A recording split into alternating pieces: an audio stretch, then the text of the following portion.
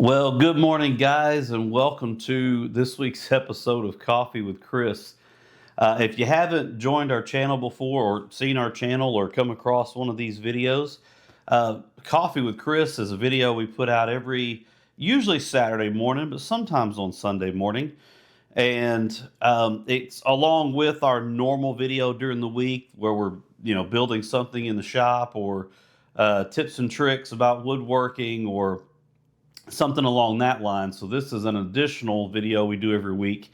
Just kind of a conversation and discussion we have every week. I kind of usually have a topic, not every week. I try to usually have a topic, and then the next week video kind of carries over based on the comments we get or things like that. I'm going to put my email down below here. We also like to show submissions. So if you build something, you make something, you've got a project you're working on, feel free to send that to my email. I love sharing that here on the videos, and I think it serves as a great way to give people ideas and inspiration for trying new things, trying new types of builds or new types of projects with their hobby. It also serves for a way just to kind of get things out there. And maybe you've got a business you're starting, you've got a website where you have some products on there, and I'd love to share that for you as well. And so send those things in when you're working on them, and we'd love to put them on the channel here. Like I said, most weeks we do a topic after I get done rambling about the week or whatnot, but sometimes it's just casual and easy going. And so but it's been a busy week. Now I've been on vacation. I filmed Coffee with Chris last Friday morning, as I usually do, as I'm doing now, and so it can be out for Saturday morning. And then we got packed. I finished up some stuff in the shop, trying to top some loose ends, and we left out Saturday morning last week early and headed up to the Smoky Mountains. That's about a 9-hour drive for us. And headed to the Smoky Mountains. It's probably the sixth time we've done that as our summer vacation. It's just a place that we really have come to enjoy and really love. And sometimes we've done trips where the town we stay in is Townsend. That's the name of the town. And it's about 10, 12 minutes from really the getting into the national park there. And then it's about 30 minutes down the hill or down the mountainside from Pigeon Forge, Gatlinburg, those kind of more touristy places. So we like to stay in the small town there, and we go up the mountain usually a day or two if we're there, and get into the touristy stuff and see shows or things like that. We didn't do any shows this year because we've pretty much seen them all. My son that still lives at home, my 15-year-old, he loves putt-putt. And so anywhere we go, we play a lot of putt-putt. I think 5 or 6 rounds this past 5 days. And so we're a competitive family. We have fun doing it. And so we play putt-putt and float usually a day or two, float the river. And that's kind of a fun thing to do. And so and we were able to go this year with my brother-in-law, Beth's older of her 2 brothers, his family. And so we had another group with us and shared an Airbnb and just had a good time. It was really more of a laid-back, relaxing trip than we typically do. We didn't have much of anything really scheduled. So in a way, that was really good. But as you guys know, when you go on vacation, even if it's relaxed, you're always exhausted when you get back, right? So we got back late last night, and I decided I'm going to get up and I need to get this film so we can get it out for Saturday morning. And so if my eyes look more baggy than normal, or I sound more tired than normal, it's because I am. And but again, wanted to make sure we got this video taken care of for this week, and because we've got a topic to discuss. So we also did have a good amount of comments this week on all the videos. Even some of the older ones are starting to get views as they show up on people's feeds and things. So I said last week I was needing to get caught up on comments. I did get caught up on the comments prior to going on vacation, but I'm well behind again after all the ones this week. So This afternoon is going to be spent getting caught up on comments. We also got a good amount of email submissions this week and some build submissions and projects that I need to get caught up on and start getting them organized for next week's Coffee with Chris. So if you guys sent those in this past week, I know there's several people that did. I appreciate that as always, and we will get those on next week's video. I just need to get time to go through them, get them organized, read them, and that way we can get them on for next week's Coffee with Chris. So thanks for sending those in. Please continue to send them in this week. I'm not opposed to having an entire Coffee with Chris with build submissions and showing builds and just talking about them, because to me that's really, I mean, hey, that's way cooler than usually what I come up to talk about. So this week I wanted to continue our conversation on dealing with criticism. And it's a big widespread thing, and I mean, you could talk a lot about criticism. So I'm going to try to kind of break it down into a couple categories, and then just talk about those, in a really general sense. And so we did have a couple comments from last week leading into this week, so I wanted to go over those first.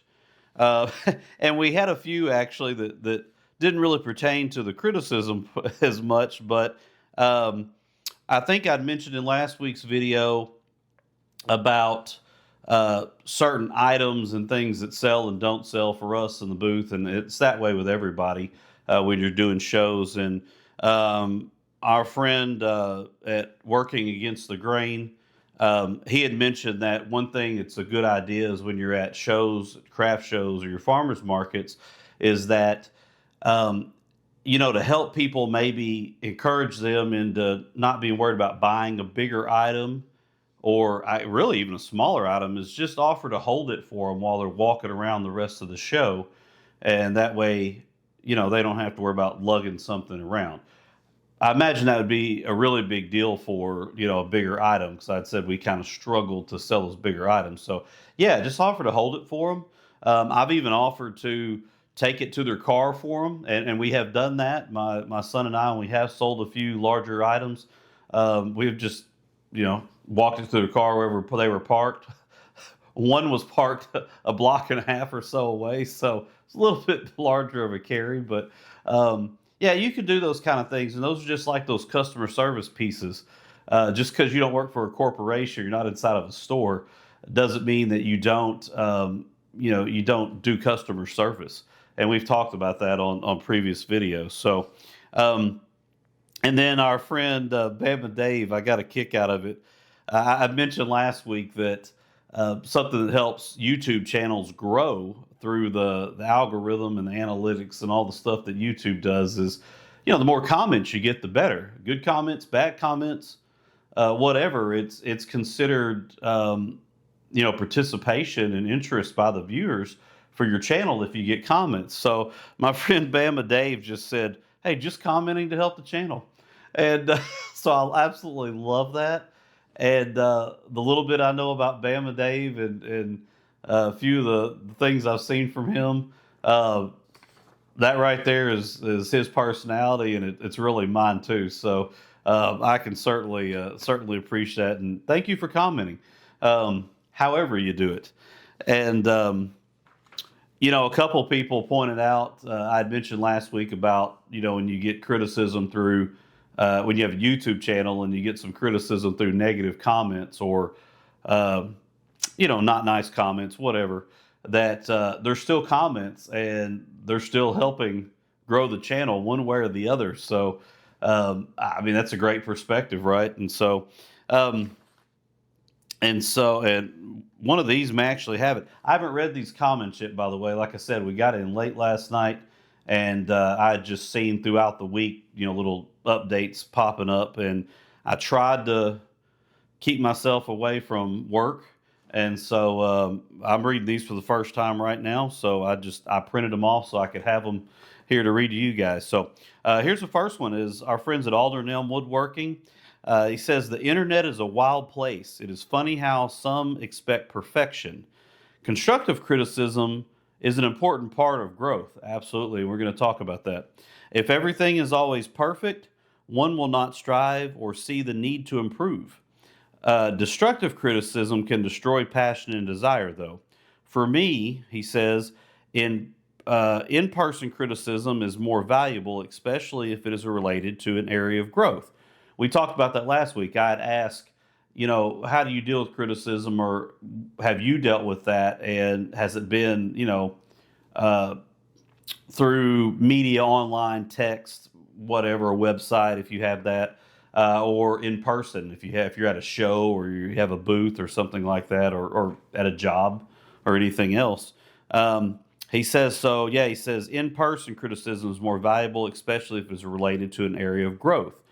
Online, I take it at a grain of salt because it's easy to be behind a keyboard while tearing someone else down. 100%. So he said in the 90s, I made hand-forged knives and submitted my first folding knife to a magazine for inclusion in the classified section. I sent it to a couple collectors for viewing and received the same feedback from both, that the opening action needed to be smoother. It didn't sell, but I was glad to have the feedback to improve. Yeah. First of all, yeah, I 100% agree with that. We're going to actually hit on a few of those points, talking about constructive and destructive, and using some of the criticism for growth and those type of things. What I find really cool on this is, man, you make knives. One of my younger brothers did that for a little while. Had the forge and all that stuff. Something I'd never gotten into. I thought about it because I thought that'd be really cool, and I kind of leaned a little more the direction we're in now. But man, that's super cool. And the actions. I got into knife collecting a few years ago, and haven't bought anything crazy, but I do have a few nice pieces. For me, they were nice. For me, they were expensive.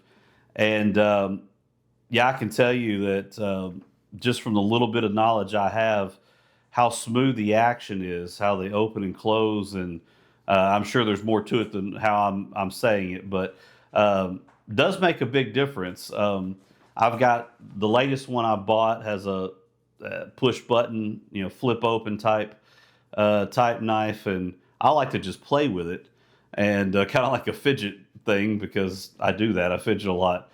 And my wife gets on to me about doing that. She's worried I'm going to, like cut a finger off or something. So, but anyways, yeah, the actions make a big deal on those from my little bit of experience. And man, that's really cool.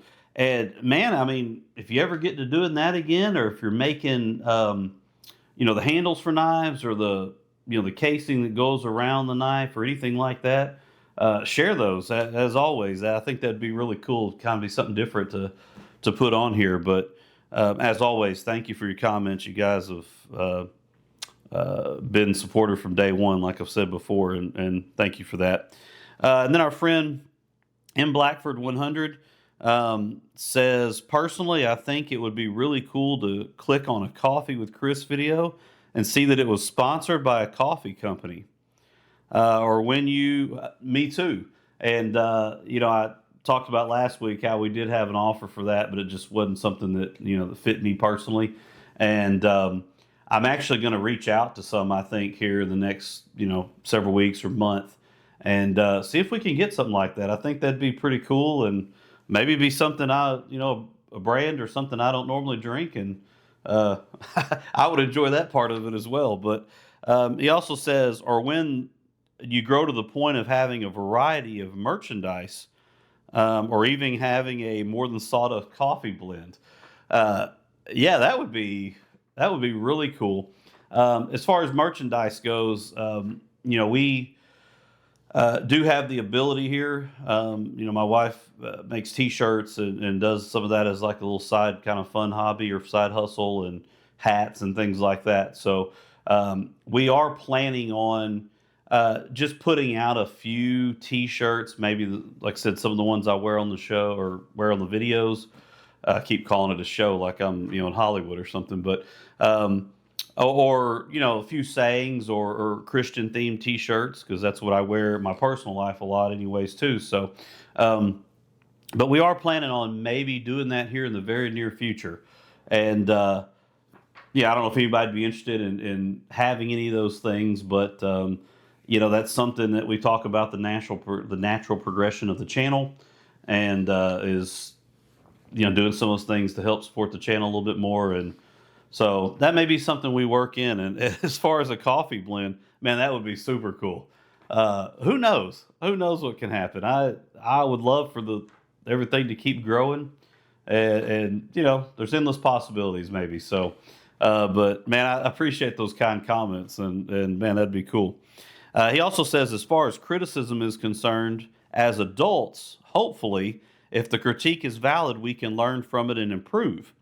If it is mean spirited or purely antagonistic, we need to recognize it as noise and move on.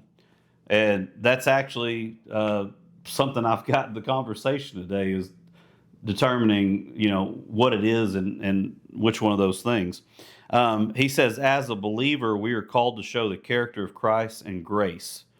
Paul expresses it best in Philippians 1:15 through 19 when he states that some preach Christ out of selfish ambition, then praises that Christ is being preached. The negative comment you received is going to happen, but before making it, he increased the views on half of your videos and left a comment which shows interaction with the community. A win on two fronts. Yeah, I mean, and I don't want to get back into that comment too much. It was one, and there will be plenty more to come. Like I said, especially as the channel grows, and that's just part of it.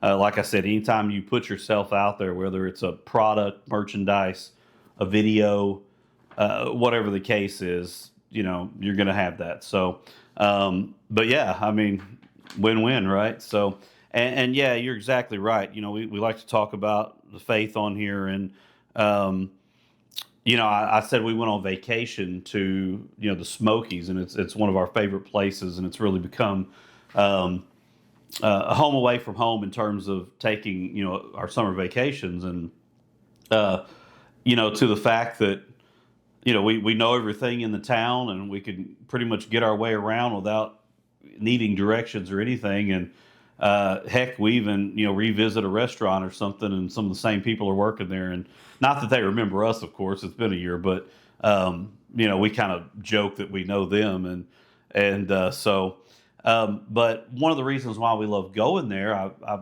hinted on it briefly, I think, in maybe one of the floating cross videos, is Cades Cove is 15-ish or so minutes from where we typically stay in the town there. And Cades Cove is just, it's a drive through. If you've never been there, if you haven't ever been there, we highly recommend going. But it's 11 miles or something like that, and you drive through it in your car. You can ride through it on a bicycle. Some people walk it, and they actually even have horseback you can go through on a tour. But you drive through it, and it's got some old homesteads. I've talked about that and things like that. And if you hit it at the right time, you can see a lot of bear. We saw 17 different bear this past week through our few times going through it, and some moms with cubs, and those are always really cool. And had some literally walk down the side of our car, which was really, really neat. So, and of course, you see deer and various things. And but one of the reasons we love it is because we like to go at least one time when we go up there, and go early in the morning and get to one of the kind of the lookout spots that looks straight out over the mountains, and it's got a field with the mountains. And we get there right before sunrise, and you get to see the sunrise coming up over the mountains. And man, it's breathtaking, and it's we always say, like for me, that's where I just feel so close to God, to our Creator. And one of the other things we like to do is, if we're out there late at night, which it's close to the park closing time, but after it's dark out there, and there are millions and millions and millions of fireflies that light up the fields. And that's my wife's favorite part. I like the sunrise. She does too. She really likes the fireflies, and like she always says, if if you're out there looking at that and you don't believe in our Creator, I don't know what's going to convince you. So, but I say all that because he mentions here we're called to show the character of Christ and grace, and that's a part of getting criticism, right? Dealing with criticism is how you handle it. And the thing is that no matter what you're, like I said, no matter what you're building, you're creating, putting out into the world, somebody's not going to like it. Some people just don't like things because that's just how they are. That's just how they live. They're grumpy about life, grumpy about everything. But there's always going to be criticism, and like I said, it could be a piece of furniture, it could be your YouTube video. As we all know, our jobs or just the way we live our lives, and he mentioned faith there, and I did too, and that's one of the things with having a YouTube channel is you get to put out your perspective. And like I've said, I want the channel to always reflect who I am, my beliefs, my character, the things I'll enjoy. And, that's not for everybody. And sometimes people, I'm sure, are going to criticize that I share my faith on the channel. And that's okay. They don't have to watch it if they don't like it. So, but the thing of it is, it all boils down to this. Criticism is something you're not going to be able to avoid if really anywhere in life. The key is it's something that we have to learn how to handle. And so that's kind of what I wanted to continue to talk about today is how we can handle those things. So for the sake of the conversation, I kind of want to talk about it in two categories. One of them is going to be a lot shorter than the other. But the first one is going to be more the helpful, the constructive type of criticism. And, we get those and really how we choose to take that on or take that in. And so, the helpful type of things, right? So this is not anything that's, you probably don't already know if you're an adult and you've had a job or you've done anything where you're out there dealing with people, but helpful criticism, these are things that make you better. They're usually in a respectful manner, or at least in a normal type of manner. They offer solutions, right? Helpful solutions. And a lot of times that constructive criticism comes from a place of experience. Someone that's been there, done that, lived through it, those sort of things. A lot of times we think about our seniors or our older people that have done life for a long time and been through a lot of things, and they like to offer advice or criticism, depending on how you look at it or how it comes across or how it's given. But those are kind of some characteristics of those helpful things. And, I've gotten those on the channel. I've gotten comments that I didn't think anything bad about them at all.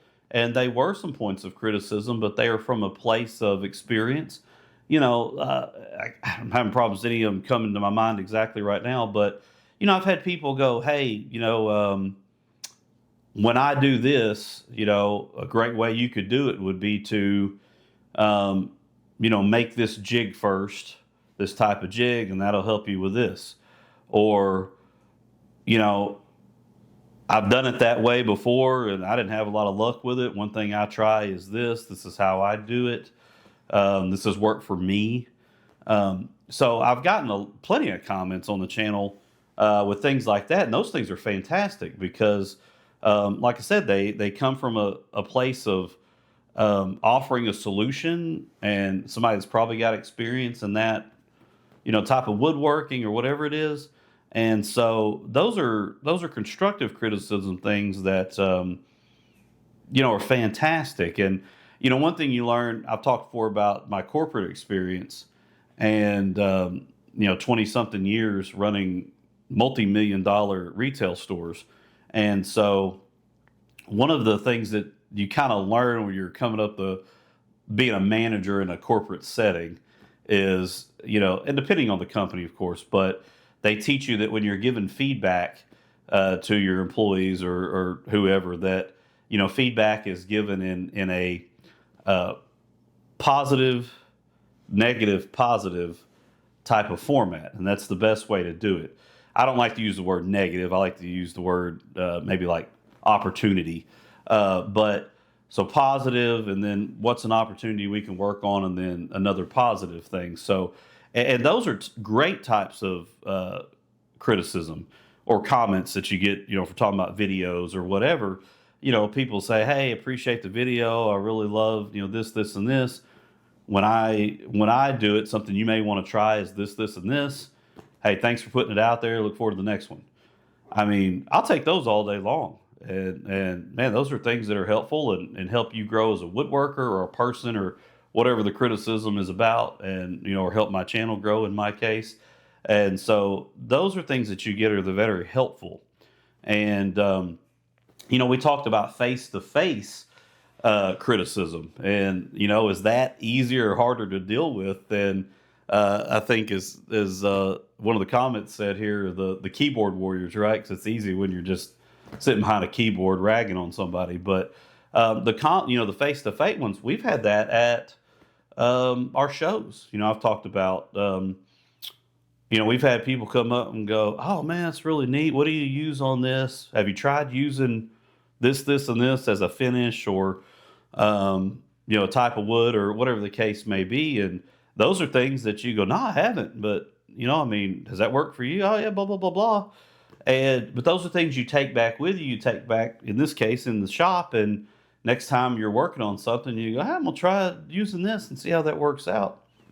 Maybe it's something that helps you be more successful with those projects or whatever. So, yeah. So the helpful, constructive criticism, those are things that help you grow. And he's right on the comment. If we're adults and we've got quite a bit of maturity to us, or we should have anyways, as an adult, then if it's coming from a place of goodness, if it's coming from a place of helpfulness, and from a place of experience, then yeah, you should take those and use them for personal growth. Use them to help you get better, and typically, thank you for your help comes along with it as well, right? So, those are things that are the good types of criticism. And we always said when we were in the retail business that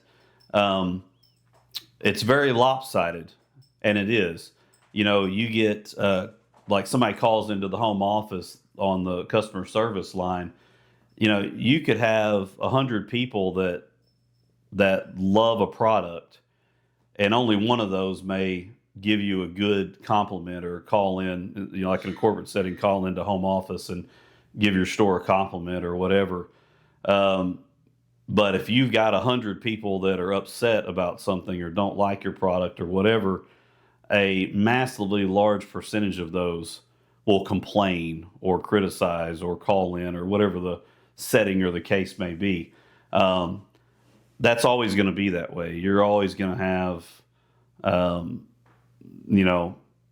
higher percentage on that side than you do the positive side, typically.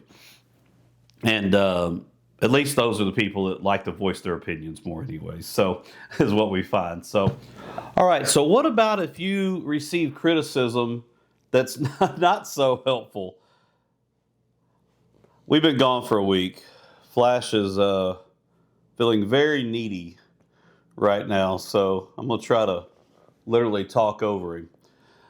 But so what if you get criticism that's not so helpful, or it's not so nice, or it's not given from one of those places we talked about, from a good place or a positive place? How do we deal with that? What do we do with that? And even more so, let's knock out the difficult one first.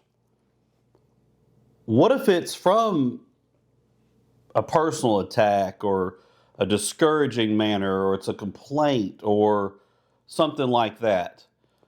But what if, even with that, they're correct? What if they're right? Because I think that's a reality, right?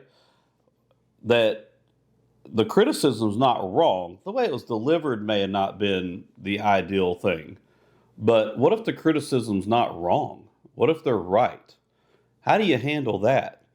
And I'll just use this channel as as an example. Not anything specific, but what if my music is too loud? What if I put a video out and the music's just overwhelming and you can't hear me talking over the music? That's happened on a video before, and somebody pointed it out. What if you do build something and you get it to a show and somebody notices a spot that's not right, or a spot's not good, or something's cracked, or something's separated, or you got a place where the stain didn't take, or whatever the case may be. I mean, what if those things are correct? If it's got to do with your personal life and it's got to do with your job, what if you're not doing your job the right way? What if you're not putting in your best effort and your max effort? And those things happen. And so we got to keep in mind, too, that just because the criticism is given in a way that we don't like it, or a way that may not even be correct for one adult to talk to another, or one person to deal with another, it doesn't necessarily mean that it's not correct, that it's not right. And so how do we deal with that? Well, I mentioned it a while ago. We're adults, right? We're grown-ups. And so we should deal with those things, or take those things from a place of humility, and still consider it that it's something that we can use to grow. Just because we didn't like the way it was delivered doesn't mean it can't be helpful to us. So those are the tough ones. Those are the really tough ones, because you don't want to hear what's being said, or you don't like the way it's being said, and that may be justified in that. But we still need to learn how to take those things and use them to better ourselves, or to better our job, or our hobby, or our YouTube channel, or whatever the case may be, right? So we've still got to take things from a place of humility, and we still got to be adult about it. We still got to be grown up about it, and learn how to take that negative stuff and use it for our own benefit. Now, one of the comments here mentioned the word noise, and that was exactly the word I was thinking of when I was kind of putting this video together today. Is, what about when you get humility? What about when you get criticism? Told you I'm still asleep from our trip.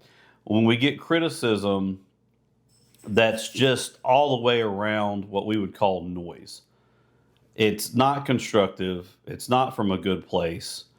And really, maybe it's not even valid, which, like I said before last week, everybody's got an opinion, but some things are cut and dry, and maybe they're not valid. So the next thing you think about is the source, who you take advice from, because that makes a big difference, right? So whether it's from, something more negative, or it's discouraging, or it's good, positive, constructive criticism, I think we've also got to take the source, take into account who it's coming from. Now, obviously, this is easier to do when it's constructive, it's positive. We don't really care who it is in that case, typically. We're happy to get it, right? But when you have something you're not so happy about hearing or getting, then I do think, though, that's one of the ways we can separate the noise from good criticism. So, we talk about Dave Ramsey on the video every once in a while on our channel. And we've mentioned that we're a Dave Ramsey family. We teach the financial peace classes, if you've ever heard of those. We live on a debt-free budget. And, that's just how we choose to be and how we choose to live. It's not everybody's cup of tea. We think it's a smart way to go about it. And it allows us to do things like me starting new careers and new ventures. But one of the things that Dave talks about quite a bit is the sources that you get your advice from. Now, normally that's pertaining, obviously, to finances and money and investing and things like that when it comes from him. But a couple of the examples, and they're kind of funny that he gives, but it just kind of hits home this point is that, for example, he says, you wouldn't take fitness advice, weight loss advice from, a big, heavy, fat guy or an overweight guy. And nothing wrong with that, but that's not the guy you would take fitness advice from, because you're going to get fitness advice from the guy that's in the gym all the time and that watches his eating and goes to CrossFit or, whatever the case may be. But that's the guy you're going to take the fitness advice from, not the guy who doesn't exemplify that with the way he lives and eats and those sort of things. Again, doesn't make him a bad person or anything. It's just he's not an expert in that area, obviously. He also used the example of you're not going to take money advice from your broke uncle. And that's always funny because that's just who he uses. He uses an example of a broke uncle. But, if your broke uncle is trying to tell you how to spend your money or what to invest in, but they have no money and they have no savings, they have no retirement, and they're always trying to figure things out and juggle things, it's probably not the person you're going to take financial advice from. So the same thing goes for any of this type of criticism. And not to get into detail, but, I'll use the channel as an example. I may get a piece of criticism from two different sources, similar criticism, and I have to take those into account, right? So let's say I get a piece of criticism about, the way I finished a table or something I built. And one of those comes from, a guy that has a woodworking YouTube channel, has been doing it for a very long time, has, 800,000, 1 million subscribers or whatever it is. I'm probably going to be more willing to accept that criticism and take that criticism to heart and use it for that growth than if I get the same criticism from a guy that's got 2 subscribers from 15 years ago and hasn't made a video or hasn't shown that he's built anything in 15 years. And he's just ragging me because that's what he wants to do. So, obviously those are 2 different sides of the thing, and you've got to take into account the source of that criticism. And so, something else that can help you when you get criticism that's harsh or, something that's not so pleasant, that doesn't seem to be coming from a good place is remembering why you're doing what you're doing, why you started what you're doing. So for example, and I'll use the channel as an example again, let's just say I get some criticism on sharing my faith on the channel. That's something I do. I haven't really had that. I've had a couple people ask about it. Had one person mention that, they were waiting to see if I continued talking about my faith before they subscribed, something like that. And it wasn't hateful in any way. It's just the statement they used. But if I do come across that, the thing that I've got to keep in mind is, what is my mission for doing that? What is my mission for having this channel? Is it to, if in terms of my faith, one of the missions for having this channel is to spread my faith, to spread the word, to talk about Jesus. And so if I get criticism about doing that, I've got to remember that that's okay because I'm doing it for a purpose. And the thing that I heard a quote one time that said, when your mission is clear, criticism loses some of its power.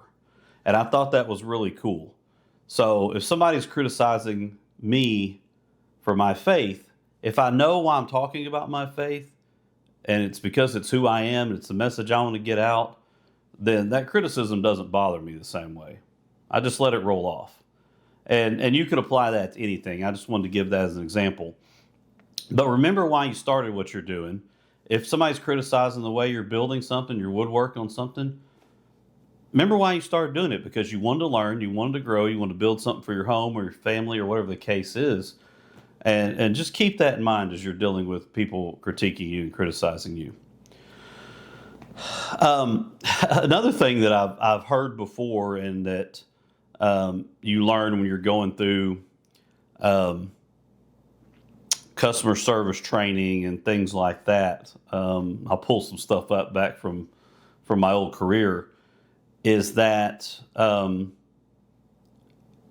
if you have a reason why you're doing something, you have a purpose, then that can give a new perspective to the criticism. It kind of ties into the last thing. So I'm kind of going back a little bit. But if you have a direct focus, a direct goal, YouTube woodworking channel, if your goal is to teach, if that's what you enjoy doing, and your woodworking channel is to teach someone, we'll say how to use a lathe. Again, I'm just pulling examples up. And that's the goal. And your channel is built around lessons on how to use the lathe. And you have a purpose, a clear directive purpose for doing that channel, putting out the videos you put out, delivering the message you deliver, doing the videos the way you do them, so on and so forth, then it gives a new perspective to any criticism you get or comments you get. Because again, it doesn't bother you. It doesn't make you want to change what you're doing, because you have a clear purpose and a clear goal and a clear directive. So your perspective is what you want it to be, regardless of what anybody else says.